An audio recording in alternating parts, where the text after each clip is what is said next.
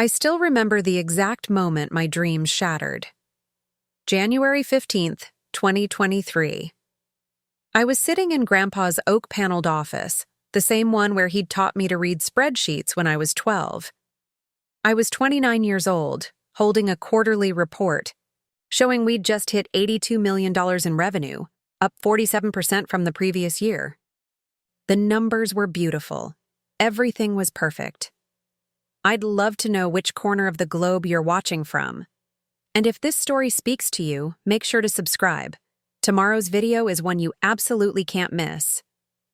Taylor, Grandpa, said, his weathered hands folding over the report. You've done incredible work. I beamed at him. 5 years ago, when I joined Thompson & Associates full-time after my MBA, the company was barely scraping by at $15 million annually. The commercial architecture firm was drowning in paperwork, losing clients to flashier competitors, and hemorrhaging money on projects that went nowhere. I'd spent every waking hour since then rebuilding our processes, securing major contracts, and personally managing relationships with our biggest clients. I've got that meeting with the Phoenix Convention Center team tomorrow, I said, already thinking ahead.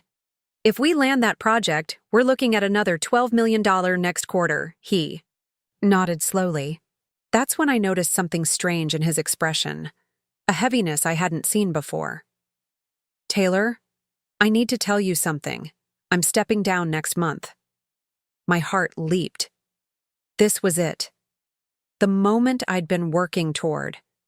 5 years of 16-hour days of learning every aspect of the business from foundation design to client relations.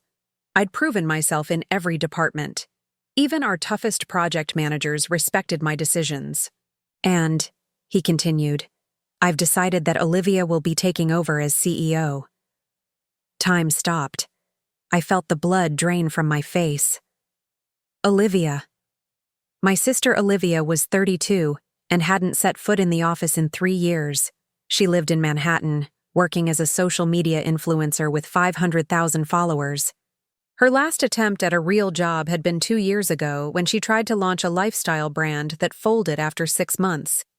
She spent her days posting sponsored content for luxury handbags and attending Fashion Week events. But Grandpa, I managed to say, my voice cracking slightly, I've been here every day. I know every client, every project, every employee. I increased our revenue by 450%. I saved us from bankruptcy. His eyes softened, but his decision remained firm. Olivia has something you don't have, Taylor. Vision, presence. She understands how to position a company in the modern market. Modern market? I couldn't believe what I was hearing. We're an architecture firm, not an Instagram account. Our clients care about structural integrity and deadline management, not follower counts. The door to his office opened, and in walked my parents, Richard and Patricia Thompson. They must have been waiting outside. Mom's perfectly manicured nails tapped against her designer purse, a nervous habit she'd had since I was a child. Taylor, Dad said, sliding into the chair next to me. We've discussed this as a family. Without me? I pointed out. Your sister has a natural ability for networking and brand building, Mom added. She graduated magna cum laude from Cornell, with a degree in business marketing. And I graduated summa cum laude from Stanford with a double major in architecture and business, I countered. Plus an MBA, plus 5 years of actual experience turning this company around. That's enough, Dad said firmly.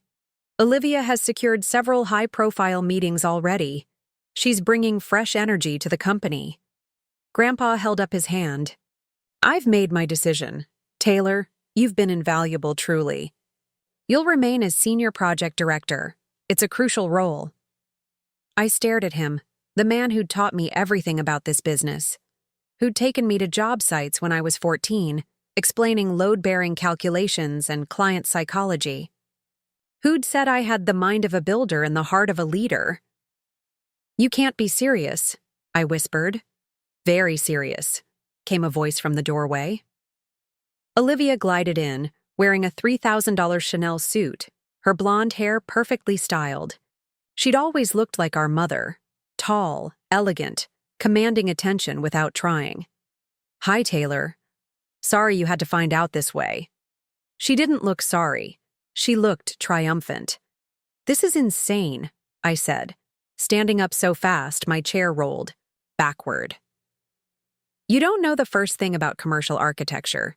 You can't tell the difference between a cantilever and a cornice." Olivia laughed, that tinkling sound that had always driven me crazy. "That's exactly the problem with your thinking, little sister. You're so focused on the technical details that you miss the big picture. This industry needs disruptors, not drafters." "We design buildings that people work in," I said through clenched teeth.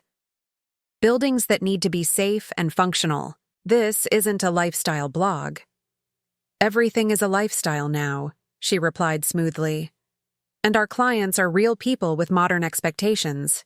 They want firms that understand social media presence, that can create buzz around their projects. Do you know how many architects are on TikTok? Do you understand the power of virtual reality presentations?" "I understand the power of delivering projects on time and under budget," I shot back.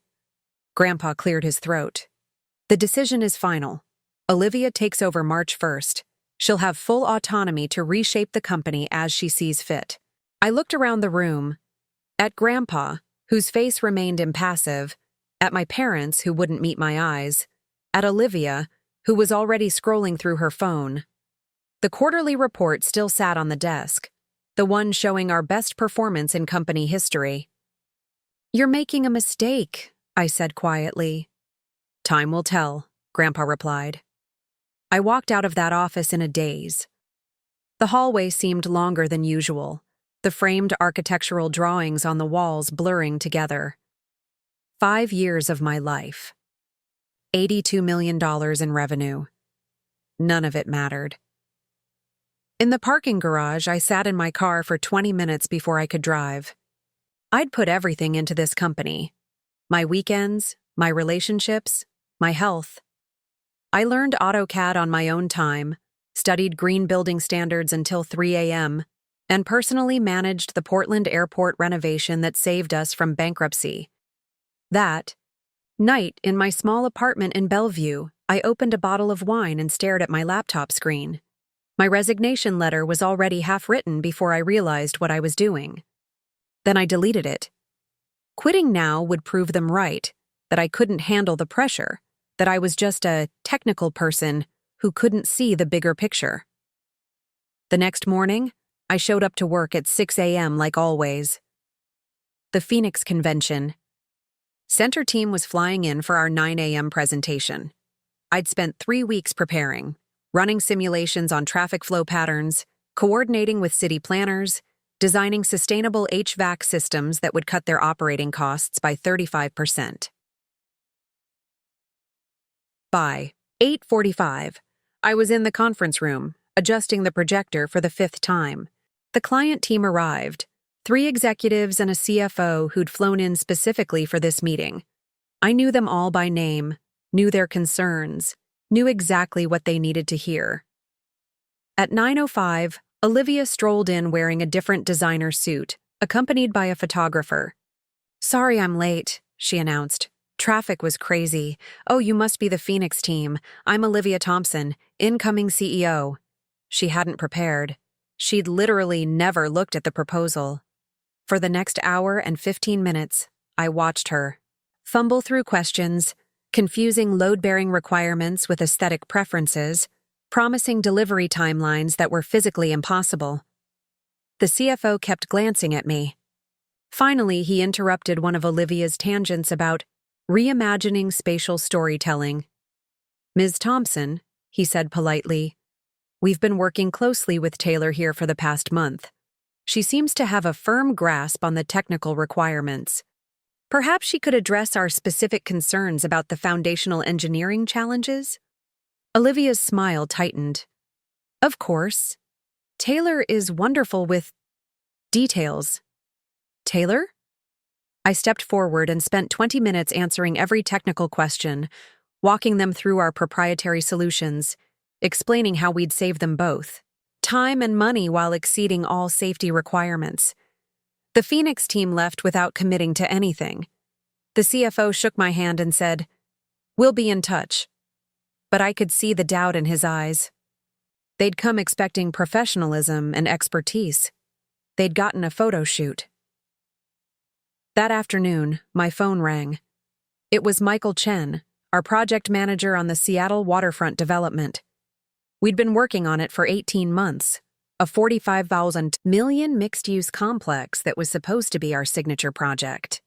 "Taylor," he said, "I just got an email from Olivia saying she's pivoting the design aesthetic to be more Instagram-friendly. She wants to replace all the sustainable materials with glass and steel because they photograph better.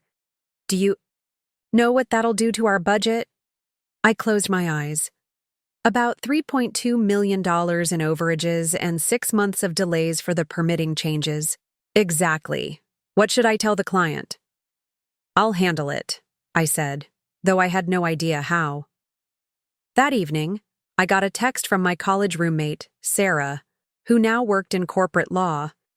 "Heard through the grapevine about the leadership change at Thompson & Associates. Everything okay?" I laughed bitterly as I typed back, "Just peachy. My influential sister is about to thank the company I saved." A lot of love and effort went into bringing this story to life. If you're enjoying it, we'd be so grateful if you'd subscribe to our channel. Now, back to where we left off. Sarah called immediately. "Tell me everything." I spent an hour on the phone with her, detailing the insanity of the situation. She listened patiently, then said something that stopped me cold. "Taylor, do you have any idea what Thompson & Associates is actually worth right now? With your clients, your contracts, your track record?" "What do you mean?" "I mean, if someone wanted to buy the company tomorrow, what would they pay?" I'd never thought about it. The company had always been family-owned. But as I ran numbers in my head, assets, contracts, client relationships, intellectual property, I realized the answer was staggering. "Probably around $120 million, I said slowly. "And your sister is about to be in charge of all that." "Yeah." "Without any experience." "Yeah." "Working for a man who built this company from scratch and just watched you turn it into his biggest success." "Yeah." "That's interesting." That night I couldn't sleep. Something nagged at me, a detail I couldn't quite place. Around 3 a.m., I got up and pulled out the company documents I kept in my home office. Financial statements, incorporation papers, partnership agreements. I'd never looked through them carefully. Why would I? I was family. But as I read through the legal documents, I found something that didn't make sense. Thompson & Associates wasn't actually owned by Grandpa. The controlling shares were held by something called Pacific Northwest Holdings, LLC. I'd never heard of Pacific Northwest Holdings, LLC. My hands were shaking as I searched for more information. According to the documents, Pacific Northwest Holdings had acquired 67% of Thompson & Associates in 2018, right before I'd joined full-time. But that was impossible. I would have known about a buyout that size. I would have been told, unless... I grabbed my laptop and started digging deeper. Pacific Northwest Holdings, registered in Delaware, owned by... My heart stopped. There was a holding company structure, layers upon layers of ownership. But at the very top, buried in legal language I had to read 3 times to understand, was a name I recognized. Eric Thompson. Grandpa's full name. He didn't sell the company in 2018. He'd restructured it, hidden the real ownership behind a corporate maze. But why? As dawn broke over Seattle, I sat surrounded by papers, my coffee growing cold, trying to piece together what this meant. Why would Grandpa hide the true ownership structure? Why set up this elaborate corporate shell? And more importantly, if Olivia became CEO, what would happen to Pacific Northwest Holdings? The answer hit me like a sledgehammer. There had to be more to this story. Something I was missing. Something Grandpa hadn't told any of us. I picked up my phone to call him, then hesitated. It was 5:47 a.m., but maybe some questions couldn't wait. Before I could dial, my phone rang. An unknown number. Hello? Ms. Thompson? This is Margaret Walsh from Walsh & Associates law firm. I represent Pacific Northwest Holdings. We need to schedule a meeting regarding your grandfather's recent decisions. About Thompson & Associates. How does tomorrow morning sound? My hands were trembling. What about tomorrow morning? There are some documents you need to see. Documents that might change your understanding of recent events. Would 9 a.m. work for you? I looked around my apartment. At the company documents scattered everywhere. At my laptop still displaying corporate registration filings. At the cold coffee and the quarter-eaten granola bar that had been my dinner. Yes, I said. 9 a.m. works fine. The line went dead. I sat there for a long moment, staring at my phone. In 12 hours, I would either get answers to questions I didn't even know I had, or I would confirm that the life I'd built was truly over. Either way, everything was about to change. The law office of Walsh & Associates occupied the 23rd floor of Columbia Center in downtown Seattle. Floor-to-ceiling windows offered a breathtaking view of Puget Sound, but I barely noticed. My hands were still trembling as Margaret Walsh, a woman in her early 50s with silver-streaked hair and sharp green eyes, gestured for me to sit. Thank you for coming, Taylor. I know this is unusual timing, given recent events. I set my purse down, trying to steady my nerves. Your call this morning was unexpected. What documents are we talking about? Margaret exchanged a glance with her associate, a younger man named James who had been oddly quiet since I arrived. Before we begin, I need to confirm something. You're here alone? No other family members? It's just me, I said, confused. Should there be others? No, she said quickly. Actually, it's better this way. She opened a thick file and withdrew several papers. Taylor, what do you know about Pacific Northwest Holdings? As of 4 a.m. this morning, I know it owns the majority of Thompson & Associates. Beyond that, nothing. She nodded approvingly. You've been doing your homework. Good. What I'm about to tell you needs to stay between us until certain conditions are met. Can you agree to that? Conditions set by whom? Your grandfather. I stared at her. What? Margaret spread the documents across the conference table. 6 months ago, your grandfather came to see me. He was concerned about the direction the family was taking the company, specifically about Olivia's influence and your parents' willingness to follow her marketing vision over your technical expertise. So he knew, I whispered. He knew giving her control would be a disaster. He knew more than that. James spoke for the first time, his voice careful. He knew that Olivia had been negotiating with external buyers. 3 different firms, actually. All of them interested in acquiring Thompson & Associates for its client list and contracts. My blood ran cold. She was trying to sell the company? Not exactly, Margaret corrected. She was trying to position herself to sell once she took control. Your grandfather discovered email chains between Olivia and a venture capital firm called Summit Partners. They specialize in buying up mid-sized family businesses, stripping them for assets, and flipping them within 2 years.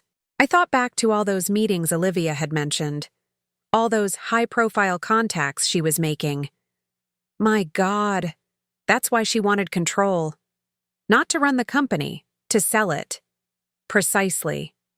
And your parents, despite their intelligence, in other areas, were completely unaware of her real intentions.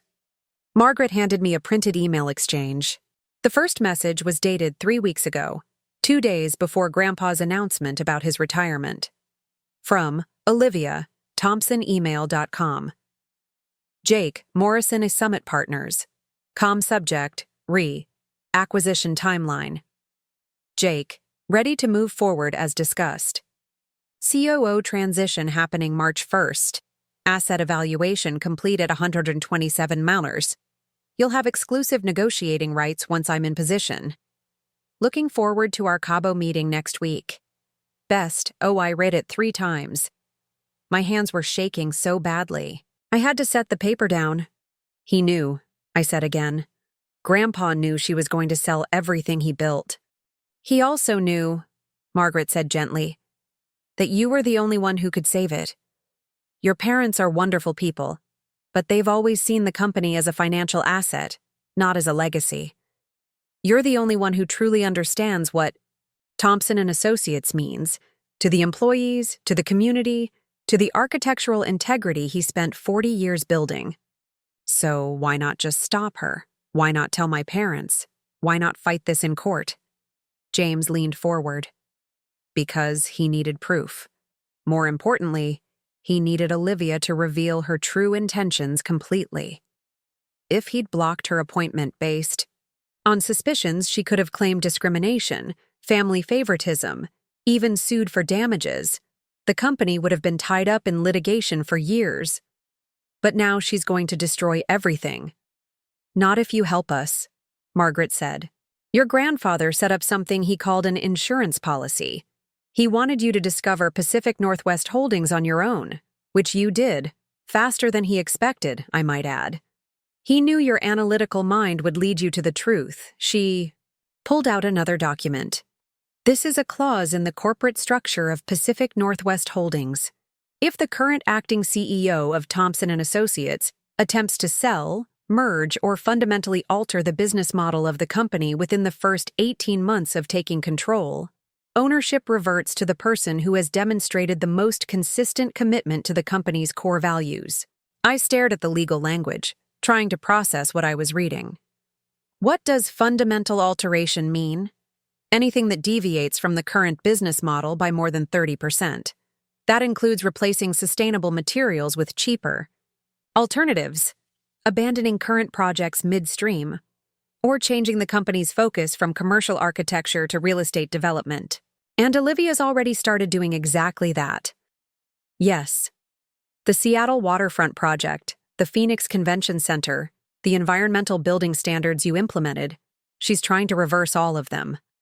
Margaret handed me a pen. Here's what we need you to do. Continue working as normal. Document every decision she makes that goes against company policy. We'll help you build a comprehensive case. Your grandfather wanted this process to be entirely legal and transparent. But why didn't he just tell me all this directly? James smiled for the first time. Because he needed you to discover your own strength first. He said something to us that stuck with me. Taylor needs to stand up for herself before she can stand up for the company. I thought back to yesterday, to my anger in his office, to my decision not to quit despite everything. I'd surprised myself with my backbone. There's something else, Margaret said, hesitating slightly. Your grandfather wanted you to know that he's been monitoring the company's performance under your leadership for years. He has detailed records of every improvement you've made, every client you've saved, every innovation you've implemented. She handed me a thick folder. These are his private notes. He wanted you to have them. I opened the folder with trembling hands. Pages and pages of handwritten observations, profit analysis, client feedback reports, sticky notes with his scrawl. Taylor's Green Building Initiative saved $2 million annually. Client retention up 34% since Taylor took over East Coast accounts. She prevented the Smithson bankruptcy, showed real leadership. Tears blurred my vision. He documented everything? Everything. Your grandfather might not have shown it, but he was incredibly proud of you. He just needed to be sure you could handle what was coming. Over the next hour, Margaret and James laid out the full plan. I would continue working, maintaining my professionalism despite Olivia's changes. They would monitor all her communications with Summit partners and document any decisions that violated the terms of the ownership clause. The moment she officially moved to sell or signed agreements that fundamentally altered the company, the ownership would automatically transfer to me through a pre-established legal mechanism. How long? I asked. Based on her communications with Summit Partners, we estimate 2 to 3 months. She wants the deal done before the fiscal year ends. I left the law office feeling like I was floating. The city looked different somehow, sharper, more vibrant. For the first time in 24 hours, I could breathe properly. My phone rang as I was driving home. Michael Chen again. Taylor, we've got a problem. Olivia just sent an email to the entire architecture team. She's canceling the Riverside Community Center project. What? Why? She says it's not visually appealing enough for our portfolio. That project serves 3 low-income neighborhoods, and we're already 6 months in. She wants to use those resources on a luxury condo development instead. I gripped the steering wheel. Don't do anything yet, Michael. I'm handling this. There's more. She's hired a social media architect, someone whose job is to make our designs more Instagram-worthy. She's also talking about rebranding the entire company. After I hung up, I thought about calling my grandfather. I needed to know what. He was thinking why he'd put me through this test. But something held me back. Maybe he was right. Maybe I needed to prove to myself that I could handle this without his guidance. That evening, I stayed late at the office. Most staff had gone home, but I could hear activity from what used to be my office, now Olivia's. I walked past and saw her inside with 2 people I didn't recognize. They were rearranging furniture and setting up professional photography equipment. Taylor! Olivia called out when she spotted me. Come in! Meet Zoe and Marcus. They're helping me modernize this space. The office looked like a magazine photo shoot. Gone were Grandpa's engineering books and project binders.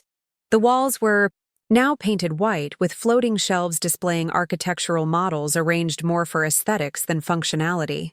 We're creating a content creation corner, Zoe explained, adjusting a ring light.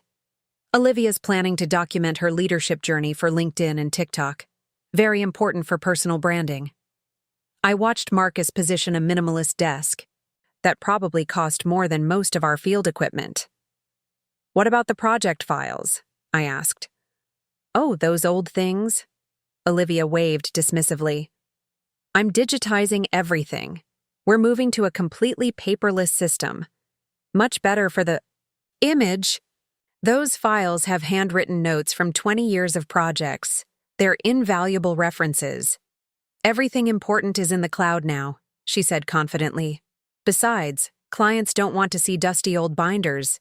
They want innovation. Fresh thinking. I bit my tongue. In those dusty old binders were solutions to structural challenges, relationships with local contractors, and hard-learned lessons from projects that had saved millions in repairs and redesigns. But Olivia was already posing for photos, practicing her corporate leader expression. The next few weeks fell into a strange rhythm. Every morning, I'd arrive early and check my email for updates from Margaret Walsh. Every day, I'd document Olivia's changes and forward them to the law firm. And every afternoon, I'd work damage control, trying to maintain client relationships despite Olivia's increasingly erratic decisions. She hired an entire creative direction team at $300,000 annually, money that came from our emergency fund. For project overruns, she committed to a documentary film crew following her around for a behind-the-scenes female CEO series. She started accepting speaking engagements at marketing conferences instead of architectural symposiums. Meanwhile, our actual work suffered. The Portland airport expansion was delayed because she demanded a complete redesign to include more. Social media opportunities.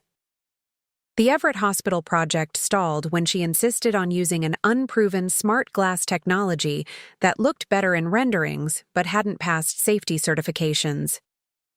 One afternoon, I was reviewing structural calculations for the Bellingham Courthouse project when my desk phone rang.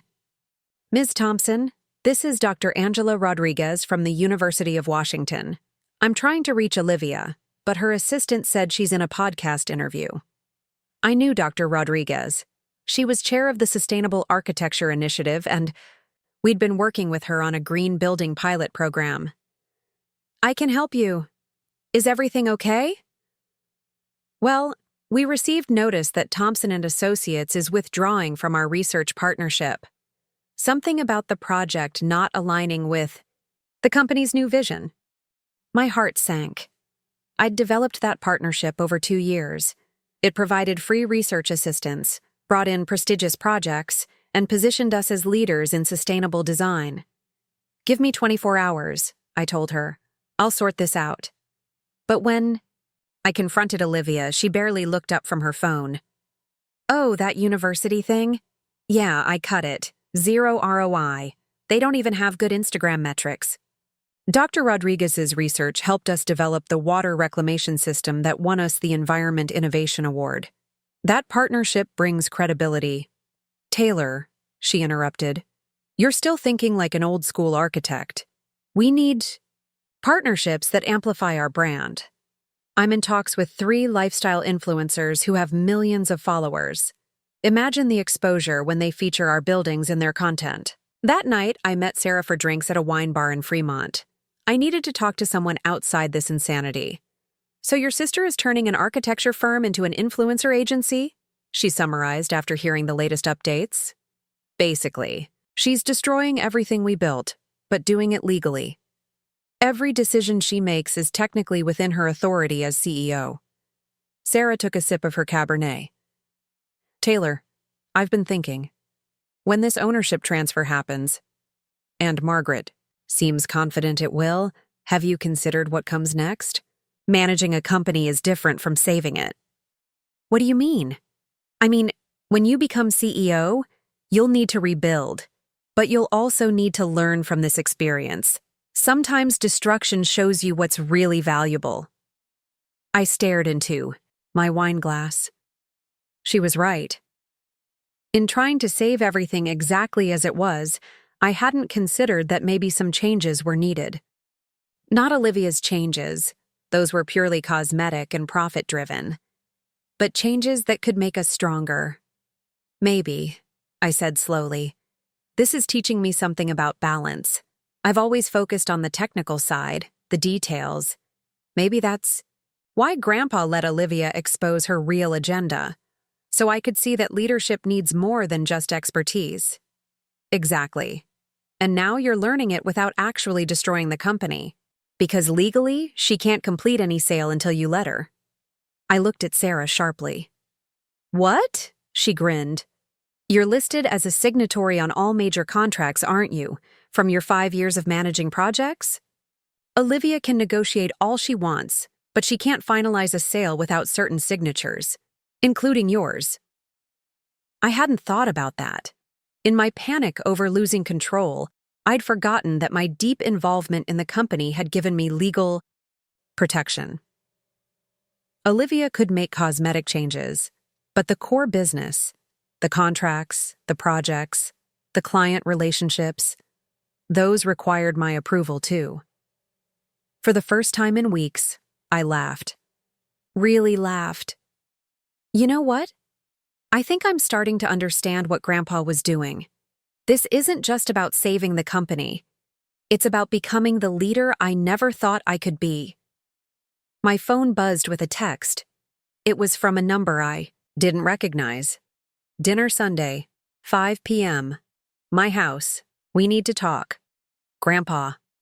I stared at the message. All this time, I'd been waiting for guidance, for someone to tell me what to do. But maybe the real test was learning to trust myself. I need to make a call, I told Sarah, already reaching for my phone. But instead of calling Grandpa, I dialed. Michael Chen. Michael? It's Taylor. Call all the senior project managers. We're having a meeting tomorrow at 7 a.m., not at the office, at Murphy's Diner on Pine Street. There are some things they need to know. Is everything okay? I looked out. The window at the Seattle skyline, at the buildings dotting the horizon. Many of them had Thompson & Associates work inside. Our engineering, our design solutions, our commitment to safety and sustainability. Everything's about to be perfect, I said. But first, we need to do something I should have done weeks ago. We need to fight back. Legally, professionally, and with everything we've learned over the years. By the time I got home that night, I had 17 voice messages waiting. Word had spread quickly through the company grapevine. Senior staff, longtime clients, even some business partners who had worked with us for decades. They all wanted to know what was happening to Thompson and Associates. I spent hours returning calls, listening to concerns, and slowly realizing something important. The company wasn't just buildings and contracts.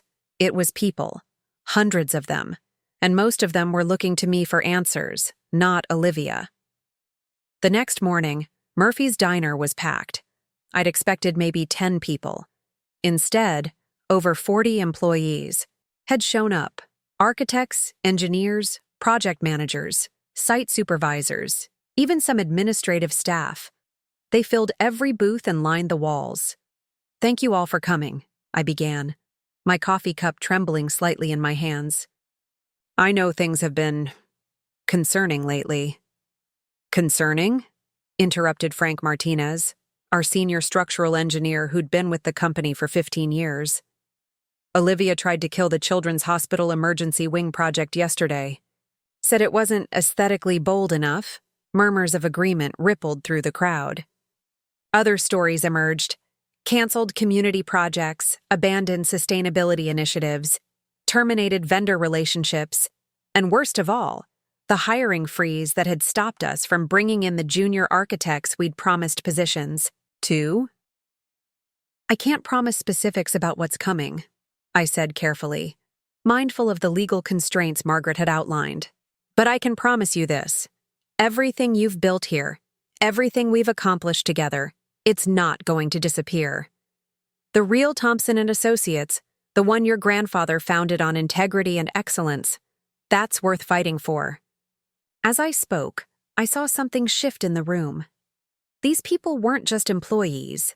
They were craftspeople, creators, professionals who'd invested their careers in what we'd built together. And they were as determined as I was to save it. After the meeting, I drove to Grandpa's house on Bainbridge Island. The ferry ride gave me time to think, to prepare for whatever conversation was about to happen. But as I pulled into his driveway, I realized I wasn't the same person who'd sat in his office 3 weeks ago. I knocked on his door with steady hands, my chin high, my spine straight. When he opened it, I saw pride in his eyes and relief. "Hi, Grandpa," I said. "I think it's time we talked about Pacific Northwest Holdings and about why you had to let this happen." He smiled, stepping aside to let me in. "I've been waiting for you to be ready for this conversation, Taylor. Come on in. There's a lot you need to know." As I followed him to his study, I realized that somewhere in the last 3 weeks, I'd stopped being the granddaughter hoping for approval and started becoming the leader he'd always believed I could be. The real battle was just beginning. Grandpa's study overlooked the Sound, windows framing the Olympic Mountains like a carefully composed photograph. He'd aged in the past month, his movements slower, shoulders carrying weight I hadn't noticed before. He settled into his leather chair, the one he'd kept since his first storefront office in 1982. "You want to understand Pacific Northwest Holdings," he said, pouring 2 glasses of bourbon despite the afternoon hour. "And you want to know why I had to let Olivia destroy everything you've built." "Yes." The word came out more forcefully than I intended. He handed me a glass. "What if I told you that sometimes you have to let someone tear down a building to prove it was built on a solid foundation?" "Grandpa, please, no riddles. I've had weeks of watching our company crumble. I've had 3 hours of sleep. I need the truth." He studied me for a long moment, then opened a drawer in his massive oak desk. From it, he pulled a thin metal key, the kind for a safe deposit box. "Everything started 5 years ago," he began. "Right around the time you joined us full-time. Your parents came to me with a proposition. They'd been talking to Summit Partners, quietly at first. They wanted to know what the company was worth, just for estate planning purposes. But something felt off. He paused, swirling his bourbon. I hired a private detective. Old-fashioned, I know.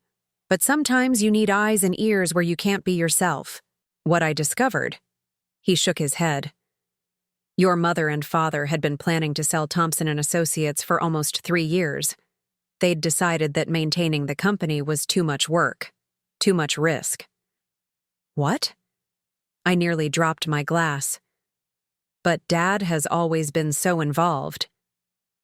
He was involved in the profit margins, Taylor, never in the work itself. He wanted a nice, clean exit strategy. Sell to the highest bidder, split the proceeds between his daughters, and retire to a golf community in Arizona. The room felt smaller, suddenly. And Olivia knew? Olivia orchestrated it. She'd been making connections with venture capital firms since her second year of college. Your sister is many things, but she's not stupid.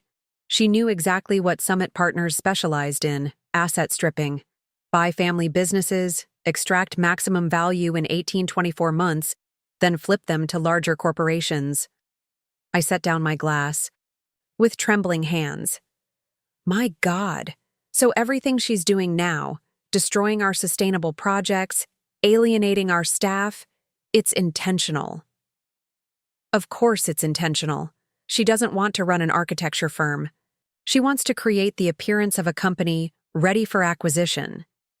Summit Partners already has 3 potential buyers lined up, 2 tech companies who want the client list, and 1 international firm that's been trying to break into the Pacific Northwest market. The weight of understanding hit me like a physical force. Every terrible decision, every abandoned project, every fired employee. It was all calculated destruction designed to make Thompson & Associates attractive for one specific purpose: a quick sale. But why let it happen? I asked, my voice hollow. Why didn't you just fire her? Change the ownership structure? Something? Grandpa stood and walked to the window, his back to me. Because I needed you to see who you really are. What does that mean? He turned, and for the first time, I saw how tired he looked. Taylor, you're brilliant at your job. You understand architecture, engineering, project management, client relations, everything technical about running this company. But you've always been waiting for permission, waiting for someone else to tell you you're ready. I am ready, I protested. I've been running most of the operations for years. Then why didn't you stop her sooner? He interrupted gently. You have signatory authority. You could have blocked half her decisions yourself. But you kept waiting. Waiting for me to intervene. Waiting for her to see reason. Waiting for your parents to notice something was wrong. The truth of his words hit like a punch to the gut. I didn't want to seem like I was undermining her. Exactly. You were still playing the role of dutiful granddaughter, responsible employee, the one who doesn't make waves. And that's not who needs to lead this company. He returned to his desk and pulled out more documents. Look at these. They were contracts. Dozens of them, projects I'd never seen before. What are these? Letters of intent from clients you've worked with over the years. Starting 6 months ago, when news of the leadership change first leaked, I began reaching out to our major clients, asked them what they thought about the direction the company was heading. I flipped through the pages, recognizing names. The Portland Port Authority, 3 hospitals, 2 university systems, multiple municipal buildings. Every single one of them said the same thing. They were concerned about working with Thompson & Associates under new leadership. But when I mentioned you might be taking over permanently, he smiled. 47 contracts waiting to be signed. Taylor, worth approximately $290 million in future work. More than we've ever had in our backlog. My hands were shaking as I read through the letters. Why didn't you tell me? Because you needed to earn the confidence to lead, not just the clients. Confidence. Your own confidence. And there's more. He produced another folder. This is a full forensic audit of every change Olivia has made since taking over. Every canceled project, every fired employee, every vendor contract she's terminated. Not just the financial impact, which is significant, but the legal implications. I opened the folder, scanning pages of detailed analysis. She's violated 17 different clauses in our service agreements, terminated 3 union contracts without proper procedures, and I stopped reading more carefully. She's used company funds for personal expenses? $340,000 in the past month alone.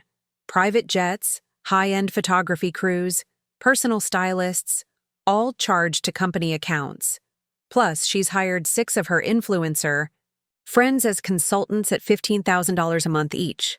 The scope of the destruction was staggering, but what struck me most was the methodical documentation. Grandpa hadn't just been watching, he'd been building a comprehensive case. "You've been testing me," I said slowly. "But you've also been protecting the company."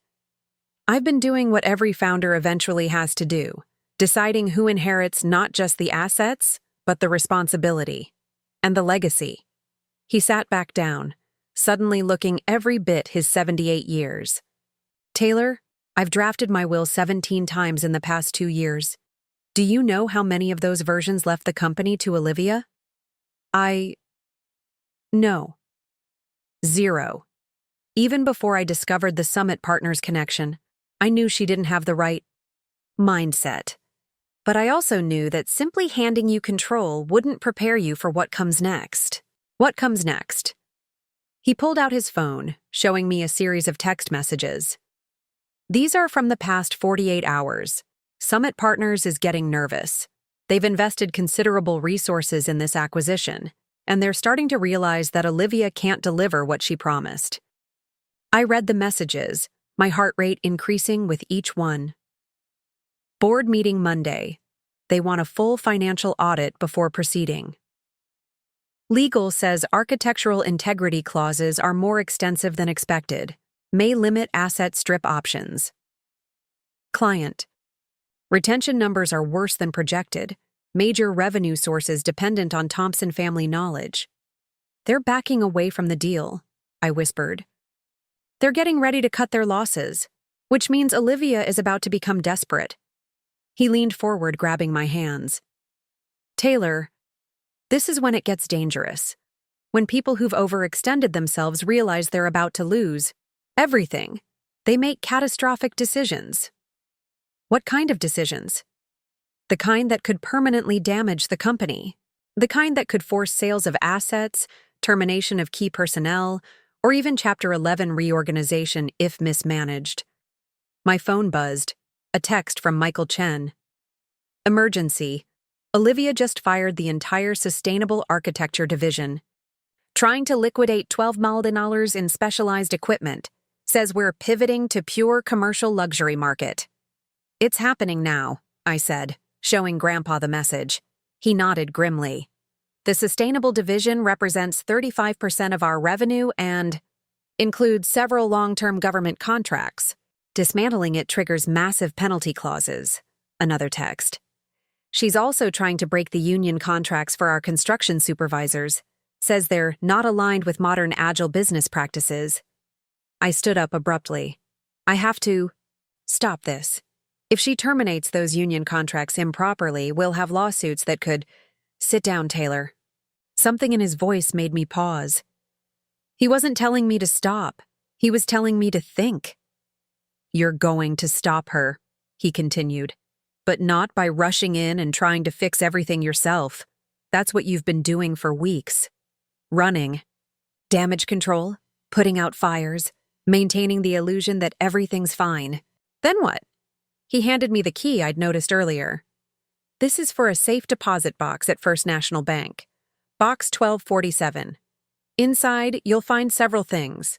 The complete ownership documentation for Pacific Northwest Holdings, updated this morning, to reflect certain recent developments. A letter from me explaining the full legal structure and your immediate authority. And most importantly, a recorded deposition from 3 witnesses, including one of Olivia's consultants, detailing the planned asset stripping strategy. I stared at the key. You've been building a legal case this whole time. I've been making sure that when you were ready to lead, you'd have the tools you needed. But Taylor, the most important tool isn't in that safe deposit box. What is it? Your voice.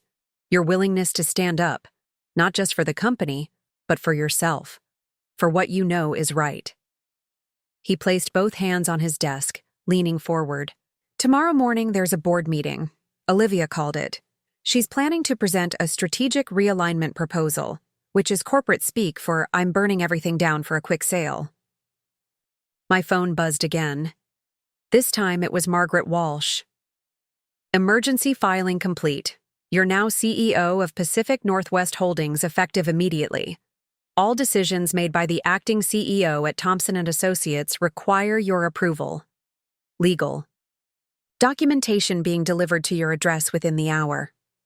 I stared at the message, the weight of it settling on my shoulders. The board meeting, Grandpa continued, will be the first time since this began that you'll have the legal authority to stop her. Not just the moral authority or the knowledge or the desire, actual, legally enforceable power. And you'll be there? He shook his head slowly. No, I'll be at the dock, working on my boat, where I've been planning to be for the past year, once I knew Thompson & Associates was in the right hands. The finality in his voice hit me. This is it, isn't it? You're really stepping down completely. I'm doing what I should have done years ago, trusting the next generation to take care of what I built. He stood, and I realized our conversation was ending. Taylor, there's one more thing in that safe deposit box. A folder labeled Phase 2. Phase 2? Everything we've discussed today was Phase 1, saving the company from immediate destruction. Phase 2 is about what comes next. About growth, evolution, and the deals I've been negotiating for the past 6 months while everyone was focused on the drama. I stood too, feeling lighter and heavier simultaneously. Deals? He winked, and for a moment I saw the sharp businessman who'd built an empire from nothing. Did you really think I'd just save the company? Taylor, we're about to enter the most exciting period in Thompson & Associates history. But that's tomorrow's conversation. Today, you have a company to save. As I turned to leave, he called out, "One more thing. In my desk drawer there's a small wrapped gift. Take it." I opened the drawer and found a tiny package wrapped in blue paper. Inside was a brass compass, engraved with the words True North on one side and my name on the other.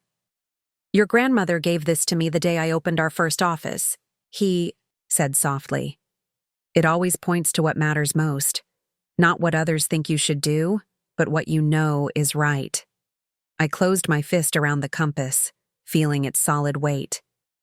Thank you, Grandpa, for everything. For the test. For the truth. For believing I could handle it. I never doubted you could handle it, Taylor. I just needed you to stop doubting yourself. The drive back to Seattle was a blur of phone calls and mental preparation. By the time I reached my apartment, my mind was racing with the implications of everything I'd learned. I had less than 18 hours before the board meeting. 18 hours to gather evidence, prepare documentation, and most importantly, prepare myself for a confrontation that would determine the future of everything I'd worked for. My apartment felt different as I entered. Smaller, perhaps, or maybe I felt larger, more substantial. The woman who'd left this morning was not the same one returning tonight. I opened my laptop and began downloading and printing every email, every document, every piece of evidence I'd collected over the past weeks. As I worked, my phone rang. An unknown number. Hello? Taylor? This is Dr. Angela Rodriguez. I'm sorry to call so late, but something urgent has come up regarding our sustainability partnership. Dr. Rodriguez, I thought Olivia had terminated that? She tried to. But there's something you should know. The original contract names you specifically as the project lead and grants you certain protections. According to my legal team, Olivia, Can't actually terminate this partnership without your signature. I stopped sorting papers. What? When you negotiated this partnership 2 years ago, you insisted on very specific language regarding project continuity and ethical standards. Olivia's attempt to cancel appears to be in direct violation of federal guidelines for research partnerships. Another piece of the puzzle clicked into place. Dr. Rodriguez, how many other contracts have similar protections? I'm not sure, but... Taylor, I received a very interesting call this afternoon from your grandfather. He suggested I review all our agreements carefully and document any attempts to improperly terminate them.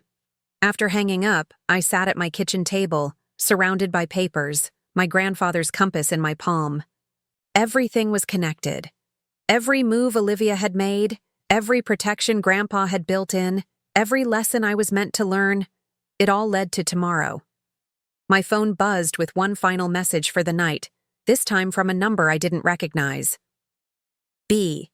At First National Bank at 7 a.m., box 1247. Everything you need is there. And Taylor, trust yourself. You're stronger than you know. Mom, Margaret Walsh. The final piece of my support system checking in before the big day. I spread all the documents across my dining table. Evidence of embezzlement, breach of contract, attempted asset stripping, and most damningly, plans for, the complete dismantling of Thompson & Associates' core business model. Tomorrow, I would walk into that boardroom with the full truth in my hands. But more than that, I would walk in as the person I was meant to be. Not the granddaughter seeking approval, not the employee hoping for recognition, but the leader who understood that sometimes you have to let buildings get torn down to prove they were built on solid foundations. I picked up Grandpa's compass, watching the needle Seattle. It didn't point north. It pointed toward my heart. Toward the choice I'd already made, even if I hadn't fully realized it yet. Tomorrow, I will save the company. But tonight, I finally understood that I'd already saved myself. The morning sun would rise on a new chapter for Thompson & Associates, and for the first time in my life, I wasn't afraid of writing it. Part 4. The Confrontation. The brass doors of First National Bank felt heavier than usual as I pushed through them at 6:55 a.m. My hands were steady now. The trembling from yesterday had settled into a quiet determination. The security guard nodded as I signed in, and I wondered if he could sense something different about me. The woman who'd entered this building hundreds of times before felt like a stranger. Box 1247 was exactly where Margaret had said it would. Bercy, inside, 3 thick envelopes waited for me, labeled in Grandpa's distinctive handwriting, legal authority, evidence, and future. The compass felt warm in my pocket as I arranged the documents in my briefcase, each one a weapon forged from weeks of careful planning. By 7:30 a.m., I was sitting in my car outside Thompson & Associates headquarters, watching the early morning traffic flow past. My phone has been buzzing constantly since 6 a.m. Michael Chen had sent 17 messages about overnight developments. The night security had reported unusual activity. Olivia had arrived at midnight with boxes, loading files, into a black SUV. At 7:50, I walked into the building. The security guard, James, caught my eye. "Morning, Miss Thompson. Big day ahead, I hear." Something like that. "For what it's worth," he said quietly. "We're all rooting for you." I paused, surprised. "We?" "The staff. Word gets around, you know. About what's really happening. About who's been fighting for this place." He lowered his voice. "There's a lot of folks here who've been waiting to see what you'd do." As I rode the elevator to the 15th floor, I realized that while I'd been focused on legal documents and family drama, the real company, the people who built and maintained our reputation every day, had been watching, waiting, hoping. The executive conference room was already filled when I arrived. The board members sat around the massive oak table, their faces carefully neutral. Olivia occupied the head chair, Grandpa's chair, looking polished and confident in a charcoal Armani suit. My parents say to her right, Mom checking her phone, Dad reviewing papers with furrowed concentration. Taylor, Olivia called out sweetly. How nice of you to join us. We're about to begin. I took a seat midway down the table, neither at the far end nor next to my family. The symbolism wasn't lost on anyone. Thank you all for coming, Olivia began, standing with practiced grace. Today marks a pivotal moment for Thompson & Associates. I'm excited to present our strategic realignment plan, a comprehensive transformation that will position us for explosive growth in the premium commercial market. She clicked a remote, and the wall screen illuminated with a sleek presentation. Charts and graphs painted a picture of a completely different company. Luxury hotels, exclusive residential towers, entertainment complexes, nothing that resembled the sustainable, community-focused architecture we'd built our reputation on. As you can see, she continued, our analysis shows that premium luxury projects yield 40% higher profit margins. By shifting our focus entirely to this sector, we project revenue growth of 125% over the next 18 months. Board member Henry Kim, a longtime friend of Grandpa's, spoke up. Olivia, what about our existing commitments? The hospital expansions, the community centers, the affordable housing initiatives? Excellent question, Henry. Olivia's smile didn't waver. We'll be transferring all non-premium contracts to partner firms. I've already identified 3 companies willing to assume these obligations for a modest transfer fee. Transfer fee? Interrupted another board member, Sarah Chen, no relation to Michael. We're talking about losing clients we've served for decades. We're talking about shedding liability and focusing on profit, Olivia corrected smoothly. Speaking of which, I have an announcement that will please everyone here. Summit Partners has expressed serious interest in acquiring Thompson & Associates. Their initial offer is $165 million, with a potential earnout reaching $200 million. The room erupted in murmurs. My parents exchanged glances, Dad looking pleased, Mom calculating something on her phone. When would the sale take place? Asked Patricia Morrison, the newest board member. The preliminary agreement can be signed next week. Due diligence would take approximately 60 days, with closing projected for early June. Olivia's eyes found mine. Of course, this requires full board approval and the cooperation of all leadership. She knew. Somehow she knew I had the power to stop this, and she was boxing me in publicly, forcing me to either accept the deal or look like the obstructionist preventing everyone's windfall.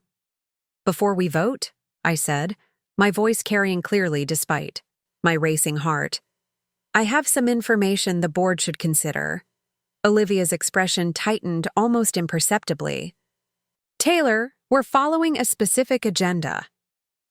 The agenda includes a review of all material information affecting company decisions, Henry Kim interrupted firmly. The floor is yours, Taylor. I stood, pulling the first envelope from my briefcase. Over the past month, I've been documenting decisions made by acting CEO Olivia Thompson. What I've discovered suggests this sale isn't in the best interest of Thompson & Associates or its stakeholders. Oh, Taylor, Olivia laughed, but it sounded forced. Are you really trying to derail this because you're upset about not getting the CEO position? That's beneath you. I met her gaze steadily. This isn't about personal feelings. It's about fiduciary responsibility. I distributed copies of the first document. This is a forensic audit of company expenditures since March. The room fell silent as board members examined the papers. I watched their expressions change as they processed the information.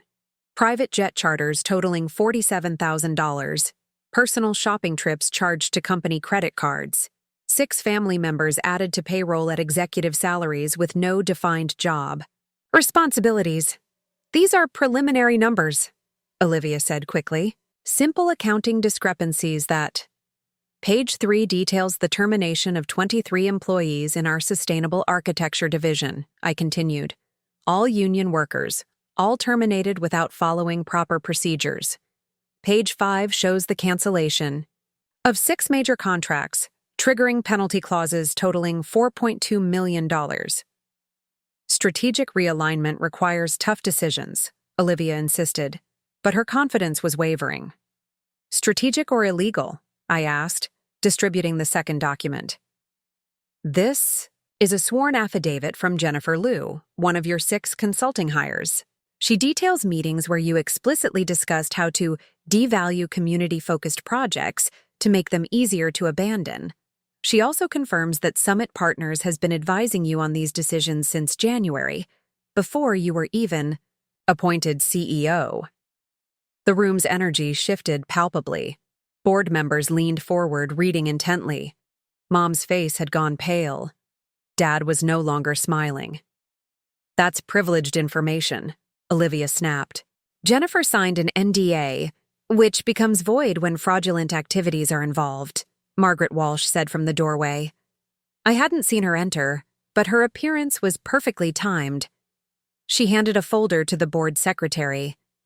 I'm representing Taylor Thompson in this matter.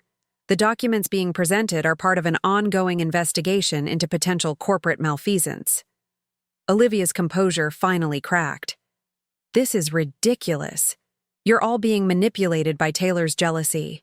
And some disgruntled employees, I corrected, displaying my phone screen. 17 current and former staff members have provided statements. Additionally, Dr. Angela Rodriguez from the University of Washington has documented attempts to improperly terminate research partnerships. The legal ramifications alone could cost the company millions, not counting the damage to our reputation. Enough, Dad said loudly. Olivia, is this true? Have you been working with Summit Partners since before your appointment? Olivia straightened her shoulders. I've been doing what's necessary to secure the best possible outcome for this company and its shareholders. If Taylor had any business sense, she'd understand that.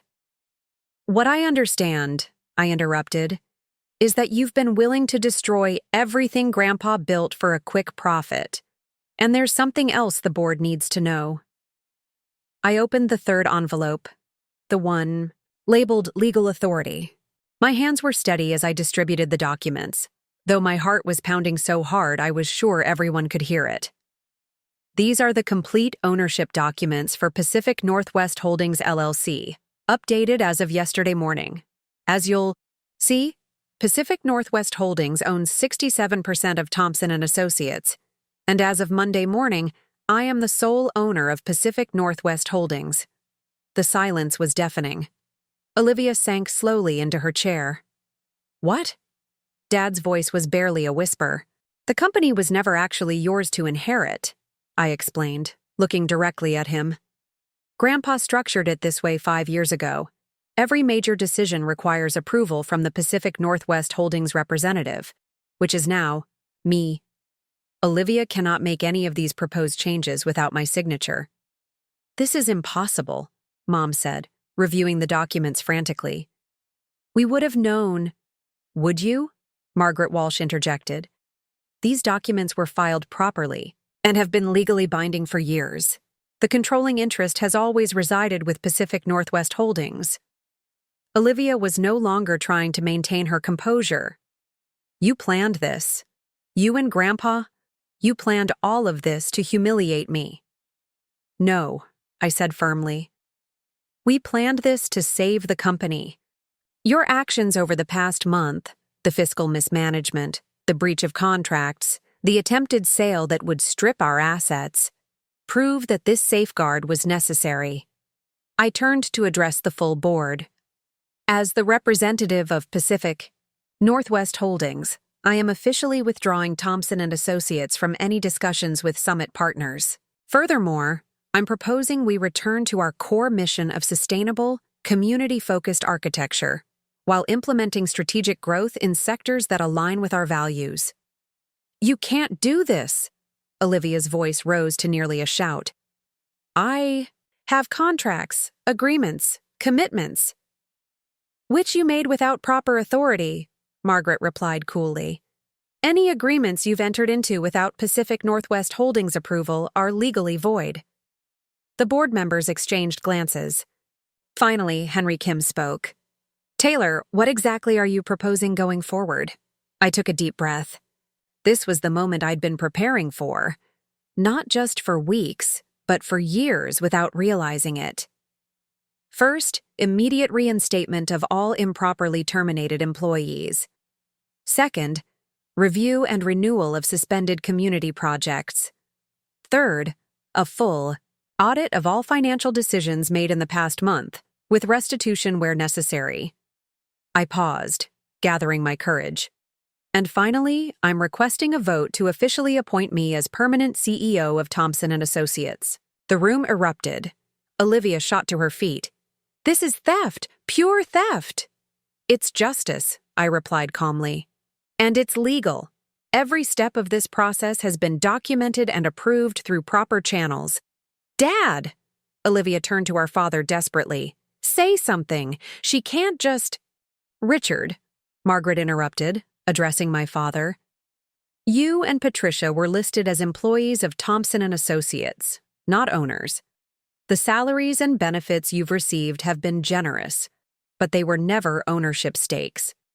Dad's face cycled through shock, anger, and finally something like resignation. Eric really did this? He really planned all of this? He protected what he built, I said softly. And he protected the people who depend on this company, our 3 to 12 employees, our contractors, our clients, our community partners. Mom finally spoke, her voice thin. And what happens to us now? Are we supposed to just work for you?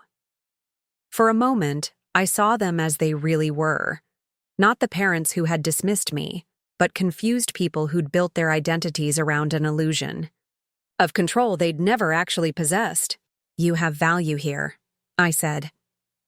Dad, your knowledge of client relations is extensive. Mom, your networking abilities are genuine assets. But yes, you'd work for the company, not own it, just like everyone else, just like I did until yesterday. Olivia gathered her papers with shaking hands. I won't be part of this. I won't be humiliated by working for my little sister in some charity architecture firm. The door is open, I replied. Your choice. She paused at the conference room door, turning back one final time. You think you've won? You think proving I made some mistakes gives you the right to judge me? I'm not judging you, Olivia. I'm protecting something you never understood was worth protecting. The door slammed behind her with enough force to rattle the windows. The board members sat in stunned silence for several moments. Then, one by one, they began to speak. Questions about the transition, about financial implications, about the path forward. But I noticed something in their voices. Relief. These were people who'd spent careers building something meaningful, who'd been worried about Olivia's direction, but hadn't known how to stop it. Before we proceed with any votes, I said, I want to make something clear. I don't want to be CEO because I think I deserve it, or because it's family tradition. I want it because I believe in what Thompson & Associates can become. Not a company focused on quick profits, but one that proves you can do meaningful work and still grow. Henry Kim smiled for the first time all morning. Motion to vote Taylor Thompson as permanent CEO of Thompson & Associates? Seconded, said Sarah Chen immediately. The vote was unanimous. As the meeting broke up, people filed past, offering congratulations, expressing relief, discussing practical next steps. Dad lingered, looking older somehow. Taylor, he said finally. I owe you an apology, several actually. You don't have to. Yes, I do. I got caught up in Olivia's vision of what success looked like. I forgot what actually matters. He paused. Your grandfather always said you had the heart for this business. I should have listened. Mom joined us, her usual confidence subdued. What Olivia did with the company funds, we didn't know. I know, I said. And I realized I meant it. They'd been manipulated too, just differently than I had been. Margaret Walsh approached as my parents left. "Congratulations, CEO Thompson. Your grandfather would be proud." "He knew how this would end," I said. "Didn't he?" "He knew you'd find your way through it. But the actual outcome? That was up to you. You could have chosen revenge. You could have chosen to simply save what was. Instead, you chose to build forward." After everyone had left, I sat alone in the conference room, surrounded by papers, legal documents, and the detritus of transformation. My phone buzzed with a text from Grandpa. "How did it go?" I smiled as I typed back, "Ask me tomorrow. Right now, I have a company to run." But before I could send it, another message arrived, this one with a photo attached. Grandpa on his boat, fishing line cast out over the sound, a content smile on his weathered face. The caption read, "Congratulations, CEO. I always knew you'd find your true north." I touched the compass in my pocket one more time, then stood up. There was work to do. Phone calls to make, employees to reassure, projects to restart, and a future to build. For the first time in my life, I wasn't waiting for permission. I wasn't seeking approval.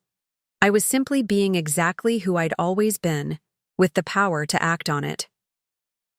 The afternoon sun streamed through the conference room windows as I gathered my papers. Tomorrow would bring new challenges, but I had something I'd never possessed before: the certainty that I belonged exactly where I was. The company was safe. The employees would be taken care of. The legacy would continue. But more than that, I had discovered something unexpected in this whole ordeal. The version of myself I'd been searching for all along was the one who had been there all the time, just waiting for me to recognize her. As I walked out of that boardroom, I wasn't the woman who'd been overlooked and underestimated. I wasn't even the woman who'd just won a battle. I was simply Taylor Thompson, CEO, architect, leader, and finally, after 29 years, exactly who I was meant to be. The real work was just beginning. 6 weeks later, I stood in the lobby of our downtown Seattle office, watching the morning rush of employees streaming through security. But something had shifted. People no longer hurried past with heads down. They made eye contact. They smiled. Some even stopped to chat about projects, to share ideas, to ask questions directly instead of filtering everything through layers of bureaucracy. "Morning, Taylor," called Sandra Martinez, our lead structural engineer. She'd been one of the first. Olivia had tried to force out. "The Ballard Community Center drawings are ready for your review. We incorporated those passive cooling suggestions you mentioned." Perfect timing. I have a meeting with the city planners at 2. This was the new rhythm I'd established, being accessible but not hovering, involved but not micromanaging. The art of leadership, I was learning, lay in knowing when to guide and when to trust. My phone buzzed with a message from Michael Chen. "Phoenix Convention Center team arriving at 11. They specifically requested you be present. Something about working with leadership they trust." I smiled, remembering how that same team had nearly walked away during Olivia's disastrous presentation just weeks ago. Now they were coming back, bringing a friend, the Phoenix Museum of Natural History, which wanted Thompson and Associates to design their new wing. Word traveled fast in the architecture world. By 10 a.m., I was in my office, Grandpa's old office, reviewing the morning reports. The numbers told a story I was still getting used to. Employee retention at 100% since the transition, new business inquiries up 43%, and client satisfaction scores rising steadily. We'd even received recognition from the AIA for our commitment to sustainable practices after several clients nominated us for bringing back projects Olivia had canceled. A knock interrupted my thoughts. Dad stood in the doorway, looking almost sheepish, an expression I'd never seen on him before. "Got a minute?" "Always." I gestured to the chair across from my desk, the same one where I'd sat weeks ago as he'd delivered the news that would change everything. "I've been thinking," he began, settling into the chair, "about that waterfront project. The one Olivia wanted to strip of all the green features. The Seattle Harbor development. That's the one. I had a call yesterday from David Wong at Pacific Properties. They heard we were back on track with the original sustainable design. They want to triple the scope, add residential units and a public park." I looked up from my coffee. "That's a $30 million expansion. 28.7, but who's counting?" Dad almost smiled. "They specifically mentioned your reputation for innovative green building. Said they'd been waiting to see if we'd stick to our principles or get sucked into the luxury-only market. This was the closest thing to praise I'd heard from him in years." "There's more," he continued. "I've been reaching out to old contacts, people I hadn't talked to in months. Everyone wants to know if the real Thompson & Associates is back. If we're really committed to the work, not just the profits." "And what are you telling them?" "I'm telling them to come see for themselves." He paused. "Taylor, I need to say something. When Olivia was making all those changes, I thought she was being innovative. I thought I was seeing business evolution." "Dad?" "No, let me finish. I was wrong. About her vision, about what makes this company valuable, and most importantly, about you." He leaned forward. "I spent so many years seeing you as the detail-oriented one, the perfectionist who cared too much about every small thing. I didn't realize that caring about details is how you create something lasting." Before I could respond, my assistant Priya appeared at the door. "Taylor, the Phoenix team is early and there's someone with them, Mr. Chen from Taiwan International Group." I raised an eyebrow at Dad. "We don't have any connections with Taiwan International," he grinned. Actually grinned. "We do now. They're Chen Group's parent company. Word about our redesign principles has gone international." The next 3 hours flew by in a blur of presentations, handshakes, and contract discussions. The Phoenix Convention Center not only signed for their original project but added 2 additional buildings. Taiwan International wanted to discuss a 5-year partnership for sustainable commercial developments across the Pacific Rim. Each meeting ended the same way, with someone saying they'd been watching our company's direction under new leadership, waiting for the right moment to engage. By early afternoon, I found myself in the break room refilling my coffee when I overheard a conversation between 2 junior architects. "Did you see the memo about the education initiative?" one asked. "The one where we get quarterly continuing education credits? And they're bringing back the mentorship program?" "Yeah, but get this. The whole executive team has to spend 1 week per quarter in different departments. Like, actually doing the work." I'd made that decision after discovering how disconnected Olivia had become from actual operations. Leaders needed to remember what the work felt like. "When's your rotation?" the second architect asked. "Next week. I'm shadowing the senior team on the Portland Hospital project. You?" I drew structural analysis with Frank Martinez. I'm terrified but excited. I slipped out before they noticed me, but their enthusiasm lingered. This was what I'd been hoping for, a culture where learning and direct involvement replaced the hierarchy and distance that had begun creeping in. Around 4 p.m., as I was reviewing the Taiwan International proposal, Margaret Walsh arrived with a thick folder. "The aftermath," she announced, settling across from my desk. "Thought you'd want to see how the legal landscape looks now." She spread out documents showing the resolution of each issue Olivia had created. The union successfully arbitrated for full reinstatement of their members, plus back pay. The community project penalties had been waived after we demonstrated our renewed commitment. Most significantly, Summit partners had dropped their interest entirely. They didn't want companies that prioritized values over quick flips. "There's something else," Margaret said, producing an envelope. "From Olivia." I stared at the familiar handwriting on the address. When did this arrive? This morning at our office.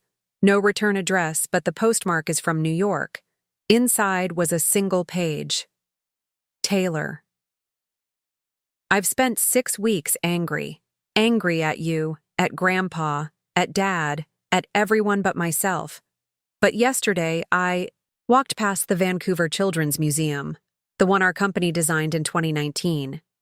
I watched kids running through those innovative play structures you insisted on, the ones I thought were too playful for our portfolio. I realized I never understood what we actually built. Not buildings, not profits, communities, places where people live and grow and connect. Summit Partners offered me a position in New York, high-profile mergers and acquisitions, everything I thought I wanted. But watching those kids play in something we created, I declined. I don't know what comes next for me, but I wanted you to know that you were right about the company, about what matters, about everything. Maybe someday I'll understand why Grandpa chose the path he did. For now, I just hope Thompson & Associates thrives under your leadership the way it should have all along. Olivia. P.S. I found old photos in Mom's attic. You at age 8, covered in paint, showing off your cardboard green building project. You always knew. I read it twice, feeling something unexpected. Not vindication, but relief. Perhaps even hope that someday we could rebuild what had been broken. There's one more thing, Margaret continued. The folder labeled Phase 2 that your grandfather mentioned. I think it's time. She handed me a sealed envelope marked with that designation. Inside were plans, not architectural plans, but business strategies. Partnerships with international firms focused on climate-resilient infrastructure. A proposed merger with a cutting-edge sustainable materials company. Preliminary agreements. With 3 universities for research collaborations.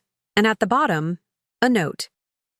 By the time you read this, you'll have proven you can save what exists. Now let's talk about building what doesn't yet. The next 6 months will be crucial. These are opportunities I've been developing for 2 years, waiting for the right leadership. They require vision, courage, and most importantly, the ability to think beyond quarterly profits. I believe in you, Taylor. I always have. With pride, Eric. My hands trembled slightly as I reviewed the documents. These weren't just opportunities. They were transformative leaps that could position Thompson & Associates as a global leader in sustainable architecture. Margaret, I said slowly, some of these require commitments of $50 million or more. That's enormous. Your grandfather was thinking decades ahead, not quarters, but you don't have to decide today. That evening, I stayed up late to walk through the office. Most staff had gone home, but the lights were still on in several departments. In the drafting room, 3 young architects were clustered around a monitor, excitedly discussing solar panel integration options. In the conference room, our senior engineers were having an animated debate about load-bearing innovations with our newer hires contributing ideas freely. This was what I'd missed during Olivia's tenure. The organic collaboration, the genuine excitement about solving problems, the sense that everyone's voice mattered. I stopped by Michael Chen's workspace. Still here? He looked up from his screen. Working on the Spokane Public Transportation Hub. Did you know we could incorporate vertical gardens that would help filter air while providing natural cooling? The ROI over 20 years is incredible. Show me. For the next hour, I sat with Michael as he walked through his innovation, the kind of detailed, passionate work that exemplified why I'd fallen in love with this field. As he talked, I realized something profound. I wasn't just saving a company. I was nurturing an ecosystem of creativity and purpose. Around 7 p.m., as I was preparing to leave, my phone rang. Grandpa's number. How's our CEO doing on her 6th Thursday? Exhausted, exhilarated, and looking at proposals that either make us legends or put us out of business. His laugh carried warmth across the line. Phase 2, I assume?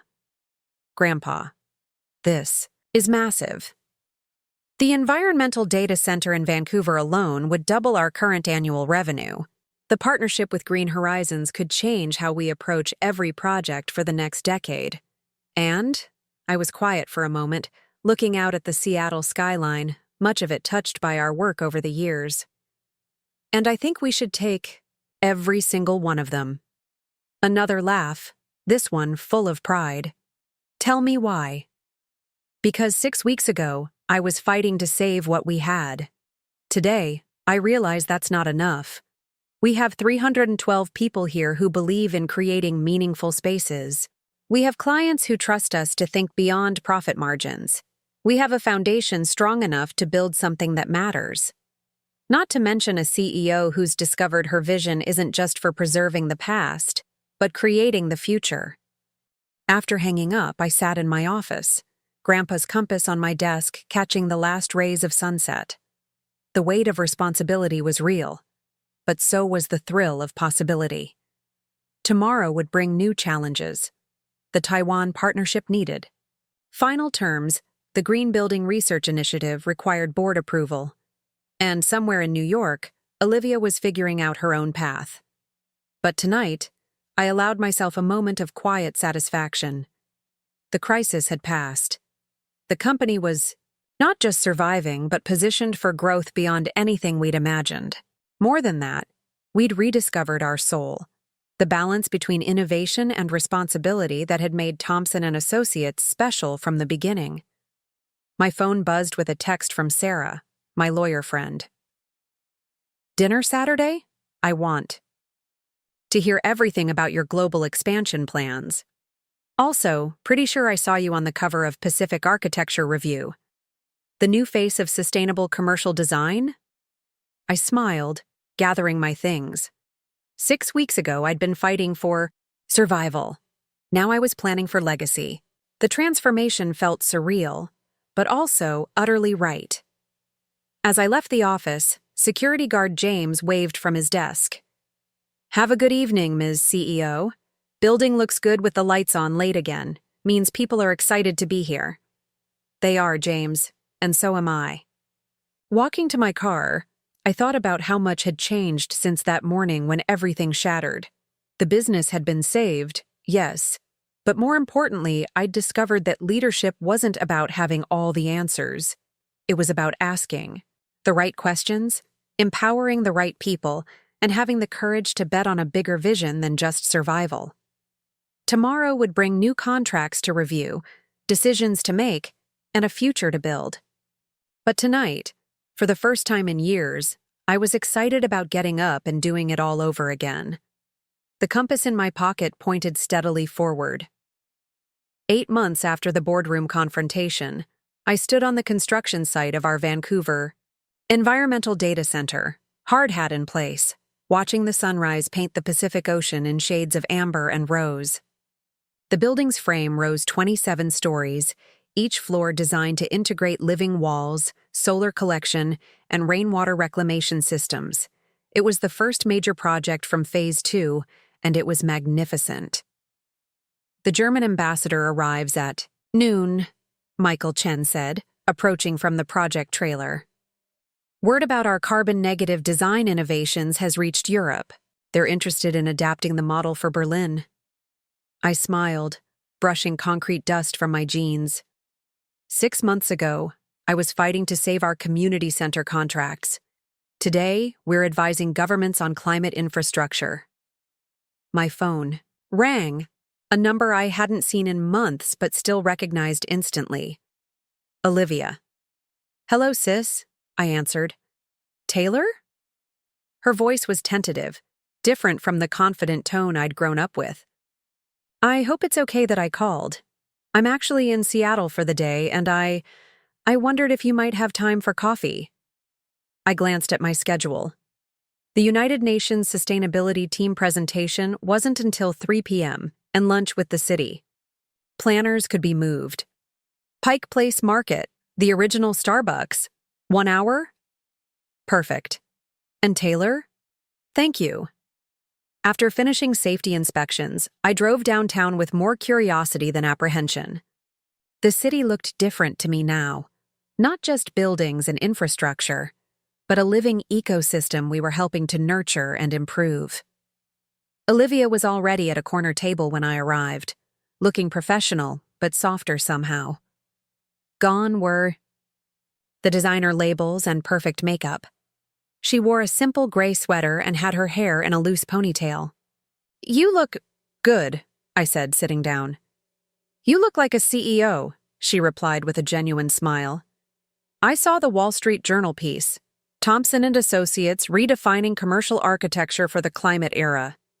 Dad sent me 3 copies. We saw 'em. Ordered coffee in a comfortable quiet. When it arrived, Olivia wrapped her hands around her mug like anchoring herself to something real. "I came to apologize," she said finally. "Properly this time.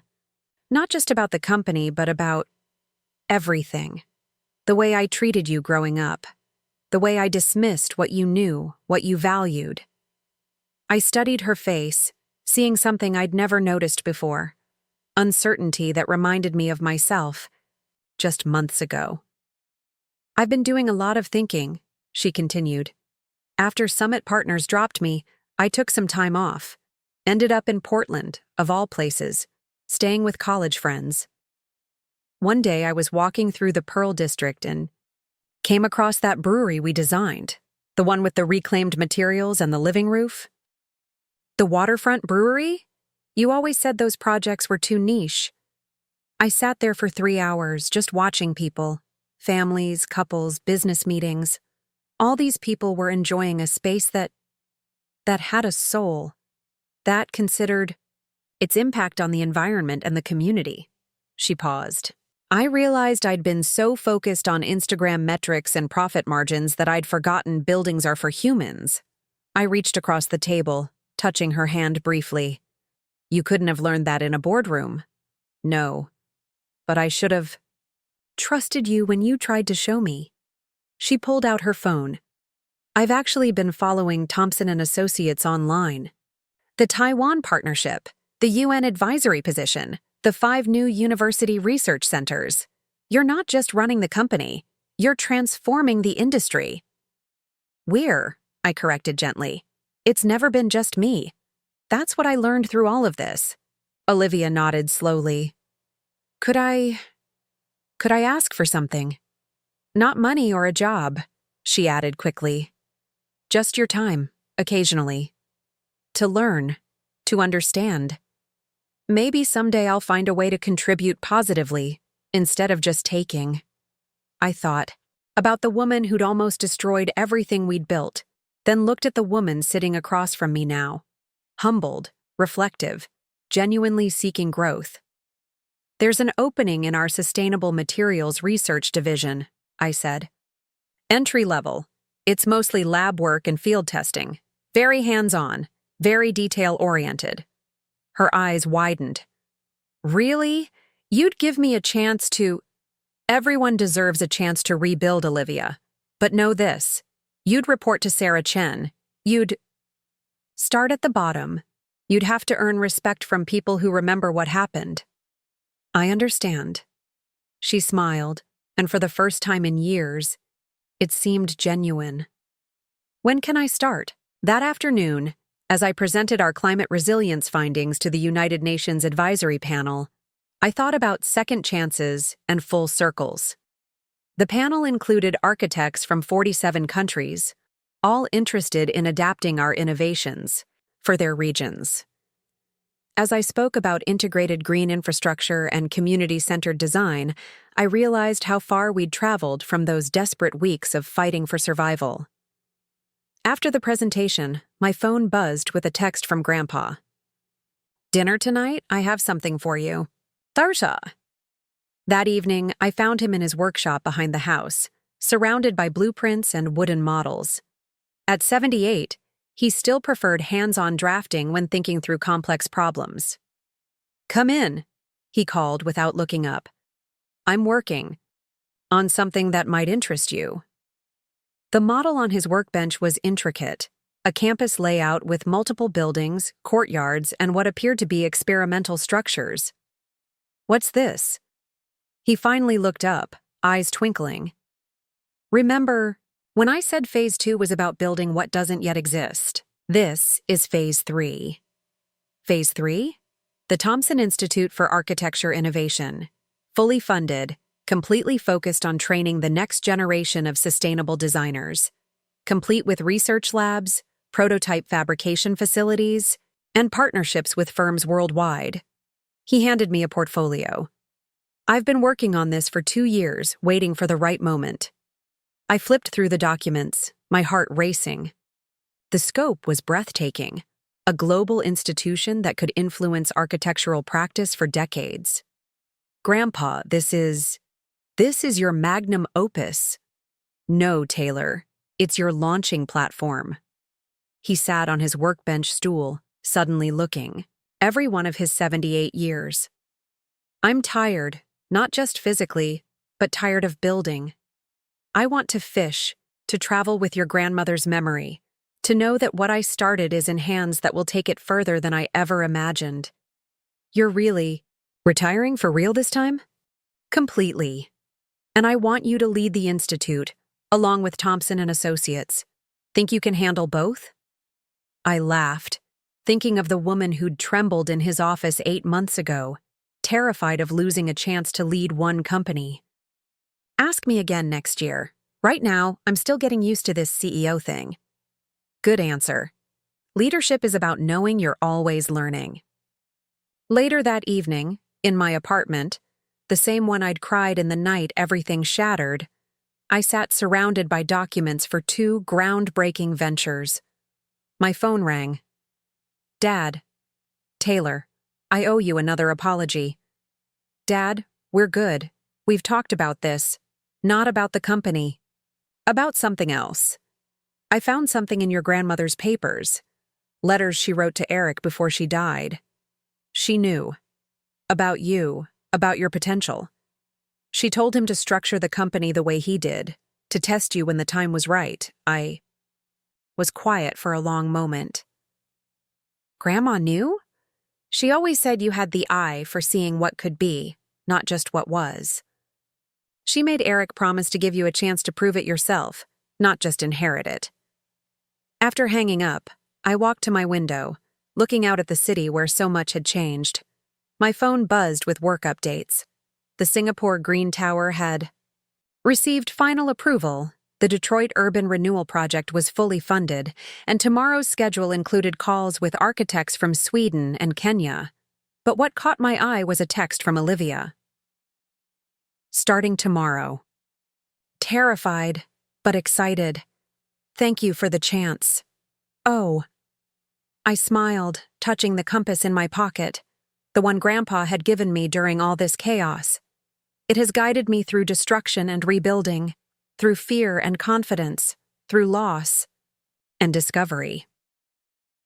10 months ago, I'd thought my life was about one thing, proving I deserved the company I'd poured myself into.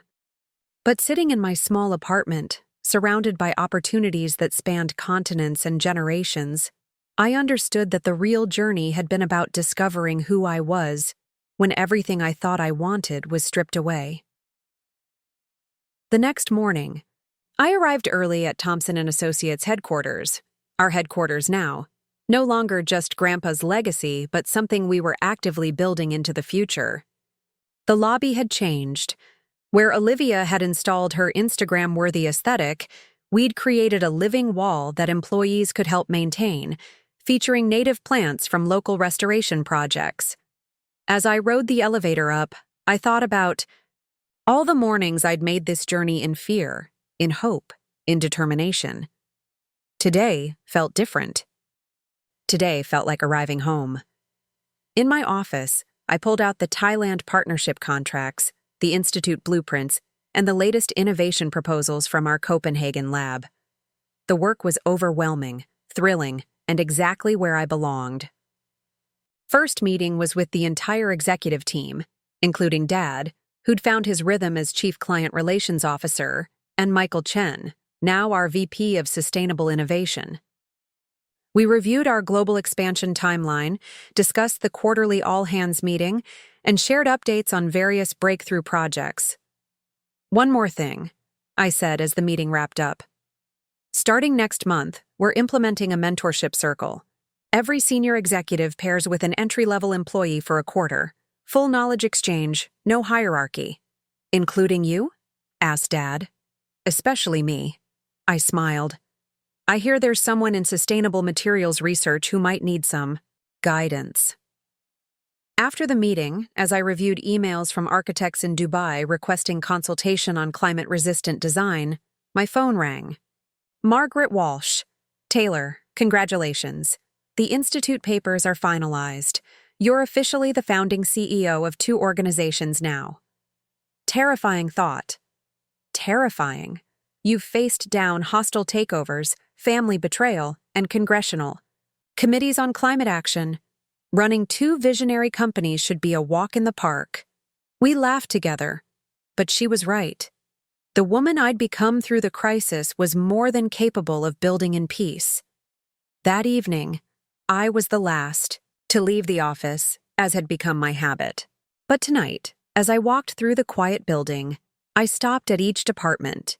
The drafting room where young architects worked late on projects that would define skylines. The research lab where materials science was revolutionizing construction. The community outreach center where we coordinated pro bono work. At the building's entrance, James, the security guard, nodded. "Good night, Ms. Thompson. Oh, someone left this for you." He handed me a wrapped package.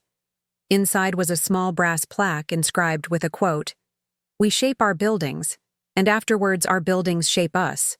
Winston Churchill. The note attached read, "For when you need reminding that leadership is about legacy, not just leadership." With pride, Eric. I attached it to my office wall the next morning, right next to the compass, between windows that looked out at the city where we were quietly building the future. 6 months later, at the grand opening of the Thompson Institute's first international campus in Copenhagen, I stood at the podium looking at an auditorium filled with young architects, city planners, and sustainability experts from 40 countries. Grandpa sat in the front row, next to my parents and, surprisingly, Olivia, who'd been promoted to research coordinator after her innovative work on carbon-sequestering building materials. 2 years ago, I began. I thought leadership meant holding on to what was built before. Today, I know it means empowering others to build what hasn't been imagined yet. As I spoke about sustainable communities and resilient design, I caught Grandpa's eye. He tapped his chest twice, his old signal for proud of you, then pointed to his wrist and the door. Time to go fishing. I finished the speech to thunderous applause, then did something that would have shocked my younger self. I stepped down from the podium and handed the microphone to one of our young researchers, a brilliant woman from Kenya with revolutionary ideas about water-positive architecture. "The future belongs to you," I told her. "All of you. We're just the foundation." Later, as I walked out of the institute I had helped create, my phone buzzed with messages from around the world. New projects, new possibilities, new challenges. But instead of feeling overwhelmed, I felt something else entirely. Gratitude. For the crisis that revealed my strength. For the grandfather who believed in teaching through testing. For the sister who unknowingly forced me to become who I was meant to be. For the company that became a platform rather than a prize. I looked back at the Institute building, solar panels gleaming, living walls breathing, young minds inside dreaming of a better world, and realized that 8 months ago I'd fought to save what I thought I wanted.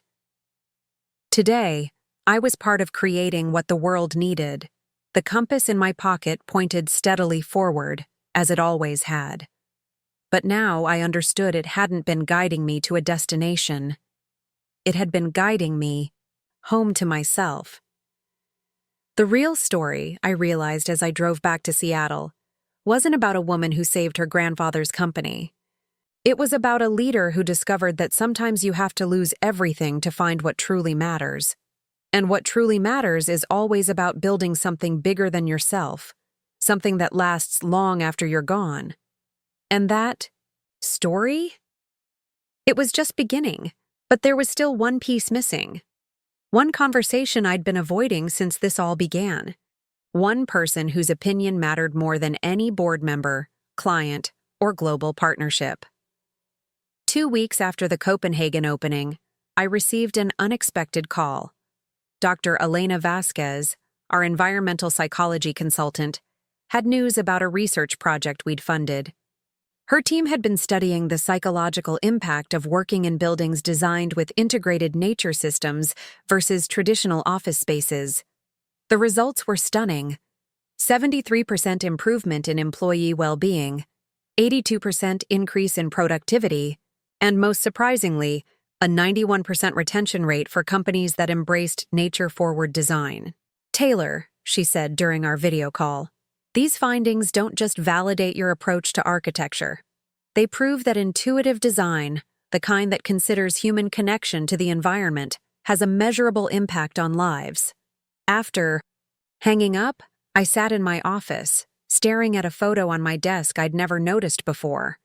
One Grandpa must have placed there during one of his visits. It showed me at age 12, at my first Take Your Child to Work day, wearing a too large hard hat and holding blueprints upside down, but grinning like I'd discovered buried treasure. That evening, I drove to Whidbey Island, where my grandmother was buried. I hadn't visited since before this whole ordeal began. The cemetery overlooked the water, peaceful and wild in the way she'd always loved. I sat by her headstone, placing a small architectural model I'd brought, a tiny version of the Institute's main building. "Hi, Grandma," I said to the stone. "I know you've been watching somehow. Dad found your letters. You knew all along what Grandpa should do, didn't you?" The wind rustled through the nearby evergreens, and I swore I could hear her laughing. She'd always said that the biggest accomplishments came disguised as the biggest challenges. "I met with Olivia yesterday," I continued. "She's different now. She's reading books on urban planning, taking extension courses in sustainable design. She even suggested a fascinating approach to retrofit existing buildings with living systems. I think she might have found her way to what really matters." As the sun began to set, painting the water in deep purples and golds, I felt a presence, not supernatural, just the weight of memory and wisdom accumulated over generations. My grandmother's vision, my grandfather's lessons, my own hard-won understanding, they all connected here, in this quiet moment between day and night. The next morning brought a surprise visitor to my office.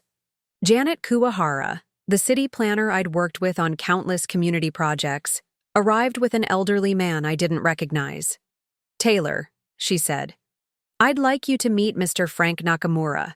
He was one of the original apprentices in your grandfather's first firm back in 1978. Mr. Nakamura's weathered hands shook slightly as we shook hands. "Your grandfather spoke about you often," he said in a voice soft with age. "Even back then, when you were just a child, he'd show us drawings you'd made, said you had the gift for seeing spaces the way they could be, not just how they were. I didn't know he kept those drawings." "Oh yes, he has a whole archive. Years of your work." Frank smiled. "But that's not why I'm here. I came to tell you about the last conversation we had just before he retired. He said something I didn't understand then, but I think you might now." I gestured for them to sit, my curiosity piqued. He said, "Frank, the hardest part of building something lasting isn't the foundation or the design. It's knowing when to step back and trust that what you've built is strong enough to grow beyond you." I think he was talking about you, Taylor. About this moment. Janet nodded. "Which brings us to why we're here. The City Council has approved a massive urban renewal project, 25 square miles of underutilized land, transforming it into a model sustainable district. They want Thompson and Associates to lead the design. But more than that, she pulled out a document. They want you specifically, your vision for integrated communities. I read through the proposal, the scope taking my breath away. This wasn't just a building or even a complex. It was reimagining how humans and nature could coexist in urban spaces. It would take a decade to complete, involve hundreds of professionals, and potentially become a blueprint for cities worldwide. I struggled for words. Your grandmother's dream, Frank said quietly. She used to talk about it. Cities that breathed, buildings that lived. People are connected to their environment even in dense urban settings. He reached into his jacket pocket and pulled out an old folded paper. She left this with your grandfather. Asked him to give it to you when the time was right. My hands trembled as I unfolded the yellow paper, fragile with age. It was a sketch in my grandmother's distinctive style, a bird's-eye view of a district where buildings seemed to grow from the earth, where gardens flowed between structures, where people moved through spaces that felt both urban and natural. At the bottom, in her careful script, for Taylor, who will see what others miss. Love, Grandma Margaret, 1997. I was born in 1994. She'd drawn this when I was 3 years old. After they left, I spent hours studying the sketch, comparing it to the city's proposal. The similarities were uncanny. It was as if she'd seen the future. Or perhaps, as Grandpa often said, as if the best ideas were always there, waiting for the right person to recognize them. That weekend, something unexpected happened. A documentary crew had been following our company's transformation for months, and their film premiered at the Seattle International Film Festival. Building Tomorrow. The Thompson Legacy. Traced our journey from crisis to innovation, but what surprised me most was who appeared in the final interview segment. Olivia sat in front of one of our community gardens, sunlight filtering through. The living wall behind her. She looked directly into the camera with the kind of authenticity I'd never seen in her countless social media posts. I spent years believing success meant being seen, being powerful, being enviable, she said. It took almost destroying everything my grandfather built to understand that real success is invisible. It's in the way people feel in the spaces you create. It's in the communities that thrive because of decisions you made. It's in the environment that improves because of how you chose to build. The camera panned to show her working alongside our landscape architecture team, not as a supervisor but as a colleague, her hands dirty from planting native species. My sister saved more than a company. She saved the idea that business can be about building up rather than cashing out. And she taught me that being just detail-oriented isn't a limitation. It's exactly what the world needs right now. I watched the documentary with our entire extended family. Dad spent most of it holding Mom's hand, both of them wiping away tears during the segment about Grandpa's strategy. Mom leaned over at one point and whispered, "I was so wrong about you, Taylor, about what matters."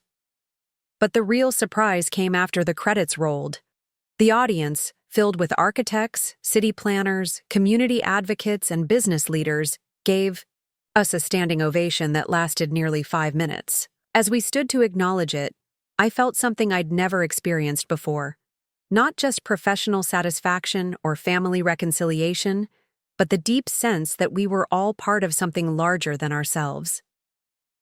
After the premiere, a reception was held at our downtown Seattle building. The lobby, now featuring rotating exhibitions of sustainable architecture innovations, buzzed with conversation. I found myself surrounded by architecture students, young professionals, and established leaders, all eager to discuss the future of our field. One young woman, barely out of graduate school, approached me hesitantly. "Ms. Thompson? I'm Alex Chen. No. Relation to Michael," she added quickly, making me smile. "I wrote my thesis on your integrated community designs. They're teaching our work in schools now, nationally." Our work? Thompson and Associates, but really, your approach to architecture as a tool for social and environmental healing. There are student competitions based on your principles. Last month, a team from MIT won by designing a flood-resilient community center that incorporated 14 local businesses and doubled as an emergency shelter. They called it the Thompson Model. I was stunned. Somewhere between fighting for survival and building for the future, our work had become a movement. Margaret Walsh appeared at my elbow, champagne flute in hand. "Told you so," she said with a grin. "Legal protection is just the beginning. Cultural impact is the endgame." "Legal protection for what now?" I asked, confused. "Oh, you don't know yet." She raised an eyebrow. "Your grandfather filed patents, dozens of them, for sustainable building techniques you developed over the years. All in your name. The royalties alone will fund the Institute for generations." I stared at her. What? "Every innovation you created, the water-positive circulation system, the adaptive solar integration, the community weight distribution models, all patented." He wanted to ensure that when these ideas spread globally, which he knew they would, you'd have the resources to keep innovating. The evening became a blur of revelations and connections. A delegation from Tokyo presented plans to implement our designs across their prefecture.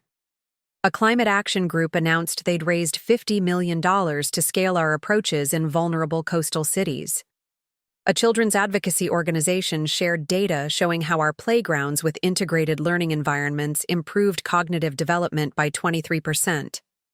Near midnight, as the crowd thinned, I found myself on the building's rooftop garden, looking out at Seattle's skyline, a significant portion of which now bore evidence of our work. Not just buildings, but entire blocks where people lived, worked, and thrived in harmony with natural systems. My phone rang. Unknown number, but something made me answer. "Taylor Thompson?" The voice was young, unfamiliar. "This is Emma Zhao. I'm an environmental justice organizer in Detroit.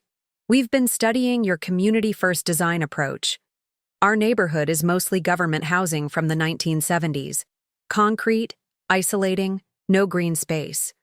We've gotten approval to redesign the entire district, and we want to do it the right way. The human way. Your way." That's wonderful, Emma. How can we help?"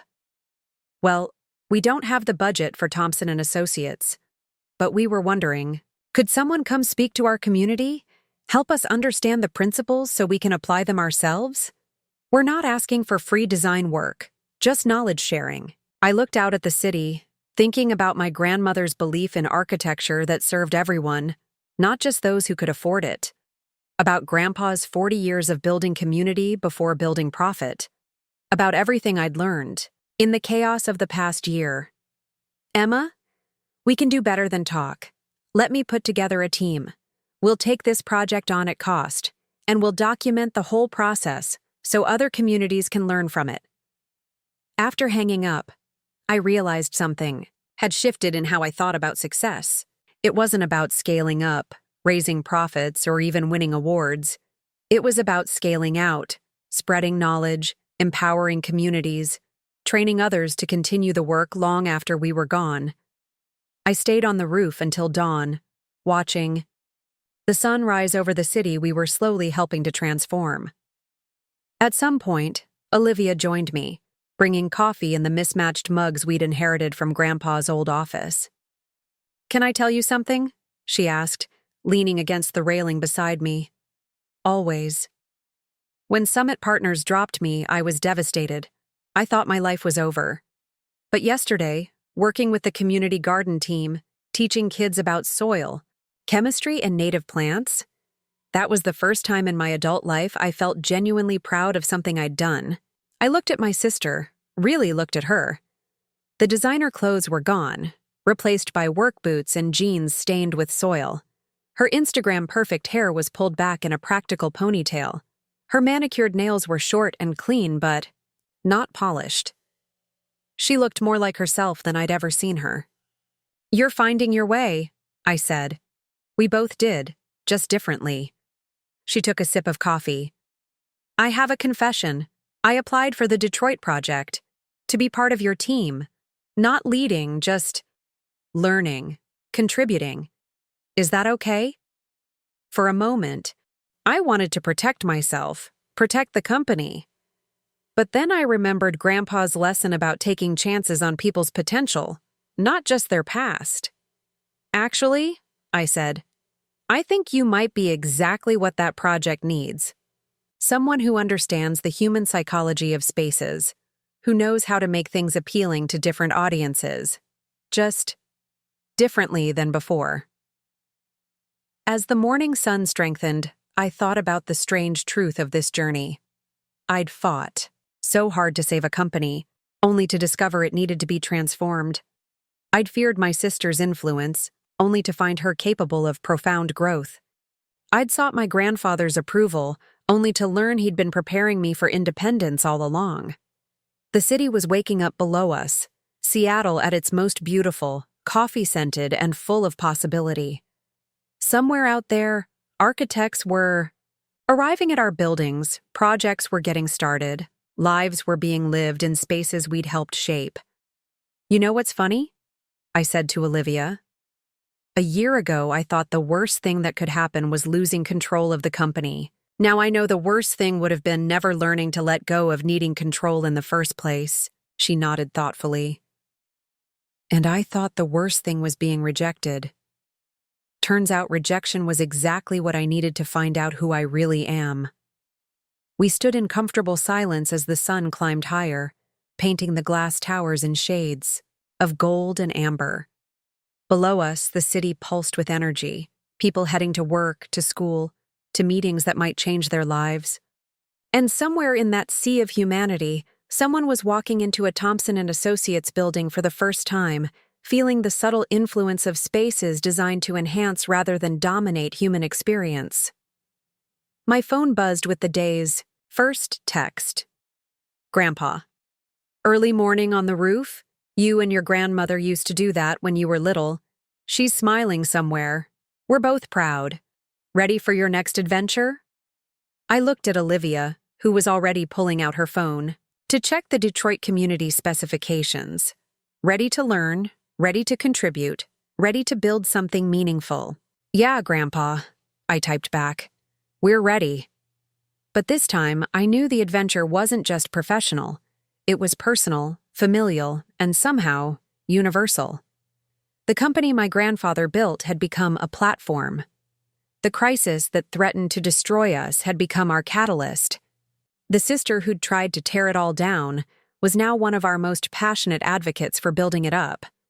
As we headed back downstairs to start another day, I realized that the true measure of success wasn't in the buildings we'd designed or the recognition we'd earned. It was in the people we'd become, and the others we'd inspired to become more than they'd imagined possible. The compass in my pocket pointed steadily forward, as it always had. But now I understood it wasn't just guiding me. It was part of a tradition of finding true north, a wisdom passed from grandmother to grandfather to granddaughter, and now, perhaps, to sister, to employee, to community, to a world that desperately needed to remember how to build with both vision and heart. In the end, that's what lasted. Not the buildings themselves, but what happened inside them. Not the companies we built, but the people who built them. Not the success we achieved, but the success we enabled in others.